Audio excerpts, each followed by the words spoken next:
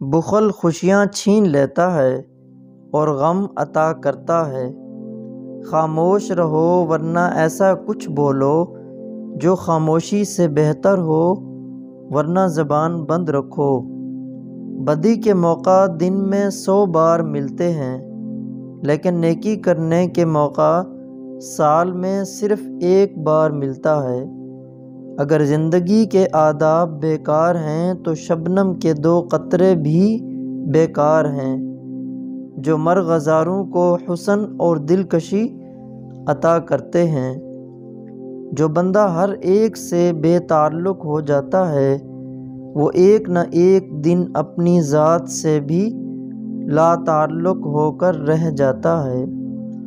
اہل ظاہر کو ان سوالات کے جوابات سوچنے پڑتے ہیں، اہل باطن پر جواب پہلے آشکار ہوتا ہے، سوال بعد میں بنتا ہے۔ بے اصول اور بے جہت حرکت یا تو گمراہی پیدا کرتی ہے یا پھر زندگی میں زوال لے آتی ہے۔ نیت کا گناہ نیت کی توبہ سے معاف ہوتا ہے، عمل کا گناہ عمل کی توبہ سے دور ہوتا ہے، تحریر کا گناہ تحریر کی توبہ سے ختم ہوتا ہے۔ ایک بندہ صحیح معنوں میں عظیم اسی وقت ہو سکتا ہے اگر وہ اپنی ساری زندگی اور اپنی ساری توانائیاں سماج کی ترقی کے لیے وقف اور قربان کر دے۔ ہمیں درخت سے نصیحت لینی چاہیے جو خود دھوپ برداشت کرتا ہے اور دوسروں کو سایہ فراہم کرتا ہے۔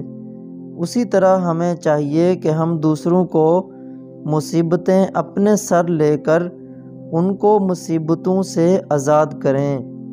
جو بندہ وقت کی قدر نہیں کرتا، اسے کوئی اقتدار بھی حاصل نہیں ہوتا۔